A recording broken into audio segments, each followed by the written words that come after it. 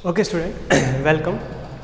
तो हम साइंस की दुनिया में चलते चलते एक ऐसी जगह पर पहुंच गए थे जिसको आप केमिस्ट्री बोलते हो, और उसी केमिस्ट्री में हम एक छोटी चीज़ फिनोमेना समझने की कोशिश कर रहे थे जिसको आप मैटर बोल रहे थे, ठीक है।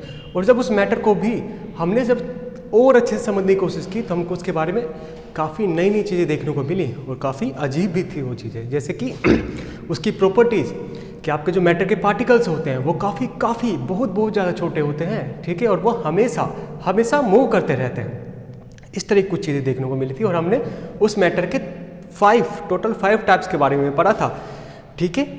सॉरी, स्टेट थी असल में उसकी, और वो स्टेट आपके सॉलिड लिक्विड गैस ये आपके मेन थी। इसके अलावा आपके प्लाज्मा एंड बोस-आइंस्टीन कंडेंसेंट ये आपकी 2 अलग से मैटर की स्टेट थी जो कि आपके हायर क्लास में आपको पढ़ाई जाती है, ठीक है। अच्छा, अब क्या है कि हमने यहाँ तक तो हमने स्टडी कर लिया था, समझ लिया था अच्छे से कि क्या होता है मैटर के बारे में, लेकिन जब हम मैटर को और समझ रहे थे तो हमारे सामने एक क्वेश्चन निकल के आया था, ठीक है। और वो क्वेश्चन क्या था असल में? वो था कि can matter change it's state, कि आपको कोई मैटर होता है कि वो अपनी स्टेट को चेंज कर सकता है या नहीं, और अगर कर भी सकता है तो किस तरीके से। ये चीज़ हमको जानने की कोशिश करनी है और हम इसको जानेंगे भी, ठीक है। तो इसके लिए आप 2 मेथड्स का यूज ले सकते हो। सॉरी, एक और चीज़, आज थोड़ी तबीयत खराब है आपके सर की, तो पहले वाली एनर्जी के साथ नहीं पढ़ाया जाएगा, ठीक है, उसके लिए सॉरी। हाँ, कल से हो सकता है तबीयत ठीक हो जाए और आपको और अच्छी एनर्जी के साथ आपको पढ़ाया जा सके, ठीक है। अच्छा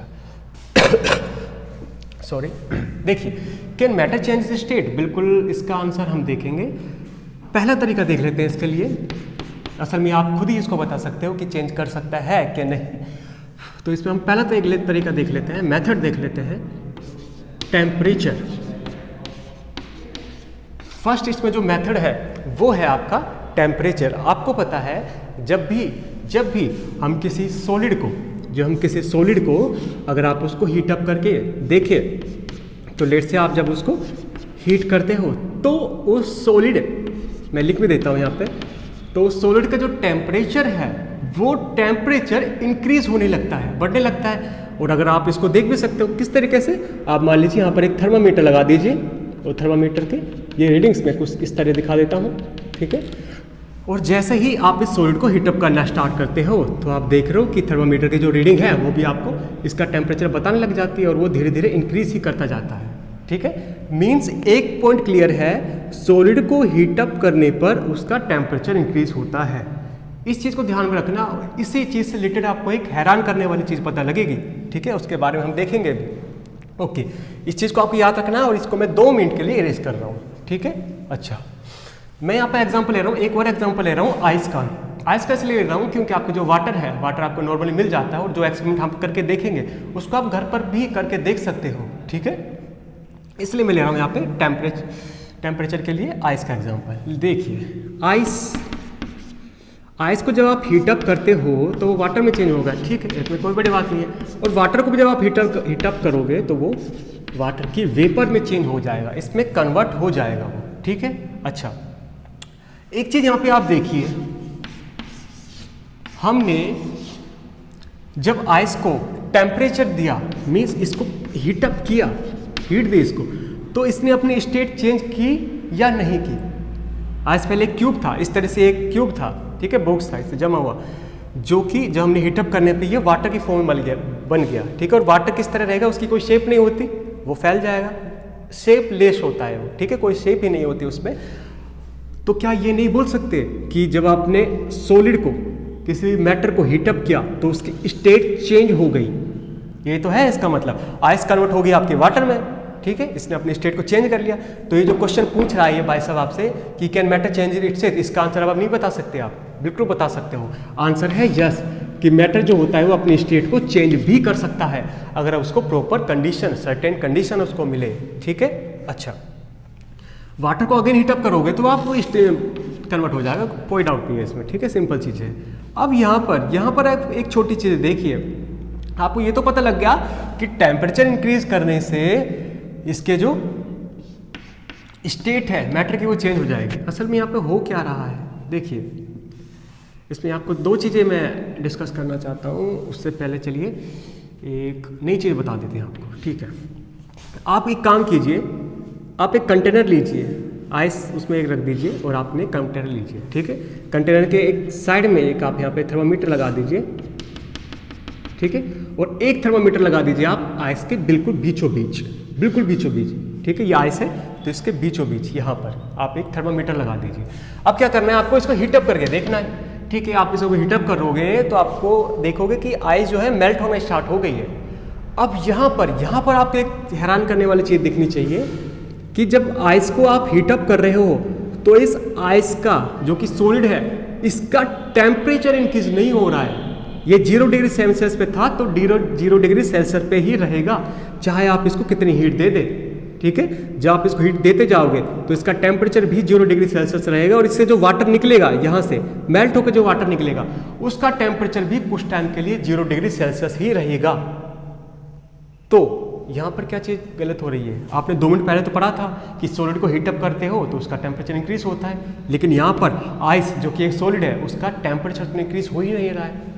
ये क्या अजीब चीज़ आपको देखने को मिल रही है। इसको देखिए, इसी चीज़ को समझने के लिए हमें एक नई चीज़ लानी पड़ेगी, डेट इज लेटेंट हीट।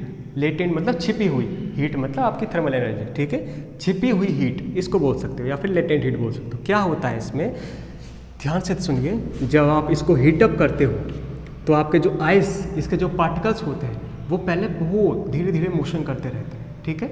जब आप इसको हीटअप करते हो तो वो एनर्जी को गेन करते हैं, और एनर्जी जो कि आपकी थर्मल एनर्जी होती है उसको अगर और अच्छे से बोला जाए तो काइनेटिक एनर्जी, ठीक है। जो कि काइनेटिक एनर्जी जिस एनर्जी से मूव करते रहते हैं, ठीक है, स्टार्टिंग में, और जब आप इनको हीटअप करते हो तो वो काफ़ी तेज़ी से मूव करने लग जाते हैं, ठीक है। काफ़ी तेज़ी से मूव करने लग जाते हैं, इतनी तेज़ी से मूव करने लग जाते हैं कि जो सॉलिड स्टेट होती है उनकी उससे कन्वर्ट होकर वो वाटर स्टेट में अपनी स्टेट को चेंज करके लिक्विड स्टेट में आ जाते हैं, ठीक है।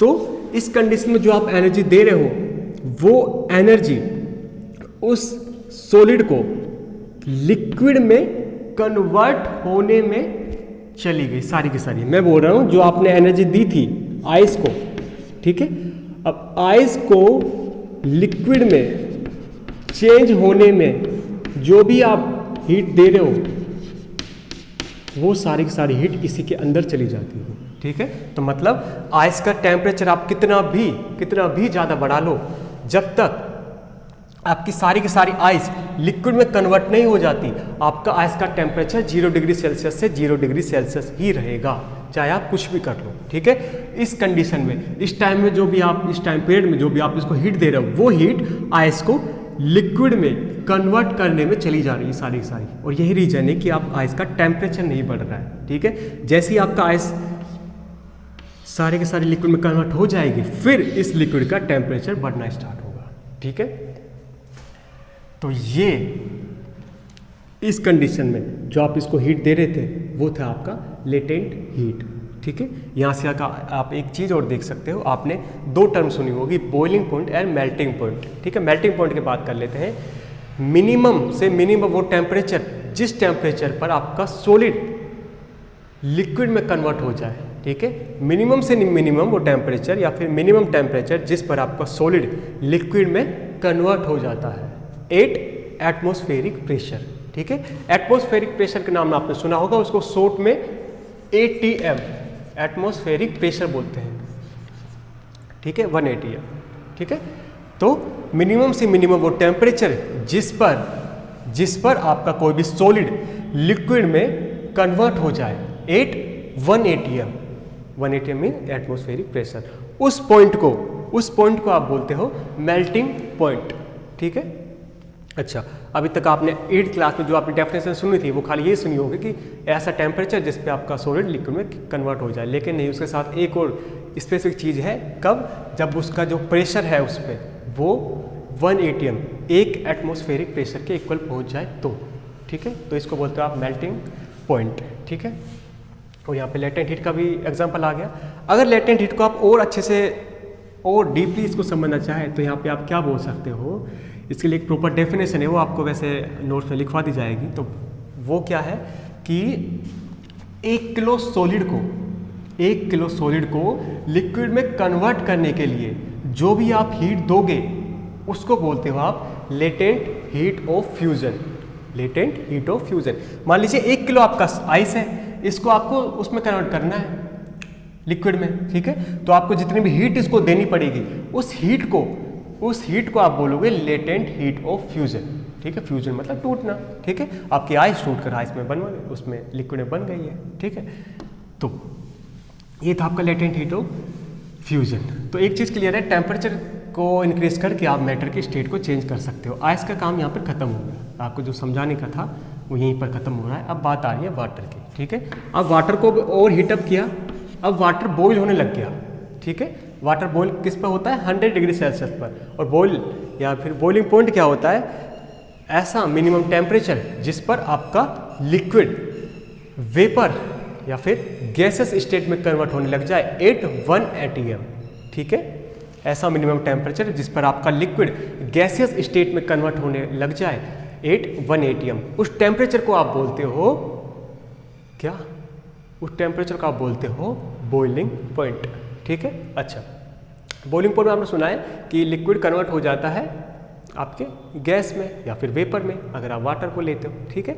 लेकिन ये चीज़ जब आप सुनते हो तो आपके अंदर एक कन्फ्यूजन क्रिएट होता है, क्या कि सर हम तो ना, मान लीजिए आपने एक कोई पतीला लिया, बर्तन लिया, उसमें पानी डाला और उसको आप हीटअप करने लग गए, ठीक है। तो आप देखते हो थोड़ी देर में ही उसमें से वेपर कुछ भाप से निकलने लग जाती है और उसका टेम्परेचर 100 डिग्री सेल्सियस पर हुआ भी नहीं है।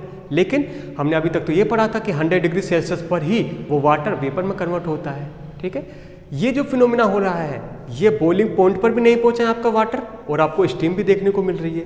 यहाँ पर ये जो चीज़ हो रही है वो वेपोराइजेशन की वजह से हो रही है, जो कि हम इसके बाद में डिस्कस करेंगे कि वो क्या होता है, ठीक है। लेकिन अभी हमको बॉइलिंग पॉइंट के बारे में पढ़ना था। बॉइलिंग पॉइंट हमने बता दिया था और वाटर से वेपर में कन्वर्ट हो रहा था। यहाँ पर भी मैं आपको चाहूँगा एक अच्छी चीज़ समझे, वाटर जब आपके बॉइलिंग पॉइंट पर पहुँच गया है तो बॉइलिंग पॉइंट के बाद भी आप उसको कितना हीटअप कर दो, उसका टेम्परेचर 100 डिग्री सेल्सियस से ज़्यादा नहीं होगा। क्यों? क्योंकि अब एक ऐसे पॉइंट पर पहुंच चुका है कि वहाँ पर आपकी सारी की सारी हीट, 100 डिग्री सेल्सियस की बात कर रहा हूँ मैं, 100 डिग्री सेल्सियस पर आप जो भी हीट दे रहे हो वो सारी की सारी हीट वाटर को वेपर में कन्वर्ट करने में चली जा रही है, ठीक है। जब आप 100 डिग्री सेल्सियस पर वाटर को टेम्परेचर दे रहे हो तो वो जो हीट इसको मिल रही है वो हीट सारी की सारी वाटर को वेपर में कन्वर्ट करने में चली जा रही है, इसलिए कोई भी हीट वहाँ पर नहीं बच रही है। और यही रीज़न है कि वाटर का टेम्परेचर आप 100 डिग्री सेल्सियस से ज़्यादा नहीं बढ़ा सकते अगर वो लिक्विड स्टेट में है, ठीक है। जैसे ही वो वेपर स्टेट में आ गया, वेपर बन गई आपको, तो आप उसका टेम्परेचर उस वेपर का तो आप बढ़ा सकते हो, ठीक है। ये है आपका बॉइलिंग पॉइंट पर आपका वाटर का कन्वर्जन, ठीक है। तो इस चीज़ को हम समअप करें, इस चीज़ को हम निचोड़ बना करके देखें तो वो पॉइंट क्या निकलेंगे। ये तो अभी तक जो मैंने समझाया था वो काफ़ी डिटेल्ड और काफ़ी फैला के आपको अच्छे से समझाने के लिए बताया था। अब अगर इसको हम समअप करें, समअप करके देखें तो इसमें क्या मिलेगा पॉइंट, जब भी किसी मैटर की स्टेट चेंज हो रही होती है, when matter change it's state, जब भी आपका मैटर अपनी स्टेट को चेंज करता है, जब भी आपका मैटर स्टेट को चेंज करता है तो उसका टेम्परेचर इंक्रीज नहीं होता है, डजंट इंक्रीज, ठीक है।